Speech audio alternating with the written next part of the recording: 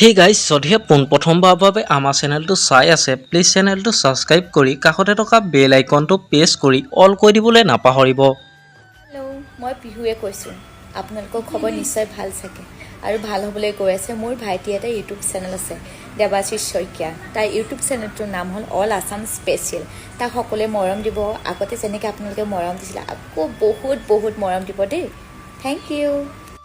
ৰেঙনি টিভিত সম্প্ৰচাৰিত হৈ থকা হিয়াৰ এপাহি গোলাপ চিৰিয়েলত নাৰ্ছ চৰিত্ৰত অভিনয় কৰা অভিনেত্ৰীগৰাকী আচলতে হয় কোন, ঘৰ ক'ত, কাৰ সৈতে বিবাহপাশত আবদ্ধ হৈছে, সবিশেষ জানিব পাৰিব আজি এই ভিডিঅ'টোৰ মাধ্যমেৰে।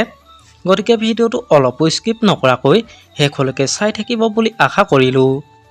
হিয়াৰ এপাহি গোলাপ চিৰিয়েলত নাৰ্ছ চৰিত্ৰত অভিনয় কৰা অভিনেত্ৰীগৰাকী আচল নামটো হ'ল প্ৰিয়ংকা শৰ্মা। প্ৰিয়ংকা শৰ্মাৰ ঘৰ হ'ল নলবাৰীত। তেওঁ জন্ম হৈছিল 1 মে 1996 চনত।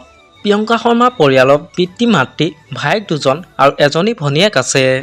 পিতৃৰ নাম হ'ল পুতুল পাঠক, মাতৃৰ নাম হ'ল ভাৰতী পাঠক, ভায়েক এজনৰ নাম হ'ল বিকি পাঠক আৰু ধনমণি পাঠক আৰু ভনীয়েকগৰাকীৰ নাম হ'ল গীতাঞ্জলি পাঠক। প্ৰিয়ংকা শৰ্মাৰ শিক্ষাগত অৰ্হতা হ'ল তেওঁ স্কুল আৰু কলেজ পঢ়িছিল নতুন দেহাৰ হাই ছেকেণ্ডেৰী স্কুলত। প্ৰিয়ংকা শৰ্মা বৰ্তমান বিবাহিত। বৰ্তমান প্ৰিয়ংকা শৰ্মাই হিয়াৰ এপাহি গোলাপ চিৰিয়েলত নাৰ্ছৰ চৰিত্ৰত অভিনয় কৰি আছে। আপোনালোকে বাৰু ৰেঙনি টিভিত সম্প্ৰচাৰিত হৈ থকা হিয়াৰ এপাহি গোলাপ চিৰিয়েলখনত প্ৰিয়ংকা শৰ্মা অভিনয় চাই কেনেকুৱা পাইছে মোক এটা কমেণ্ট কৰি জনাবচোন। আমাৰ আজি ভিডিঅ'টো আছিল ইমানেই। আজিলৈ বাই বাই। মৰম সানি দিম তোমাৰে দেহত, সপোন আঁকি দিম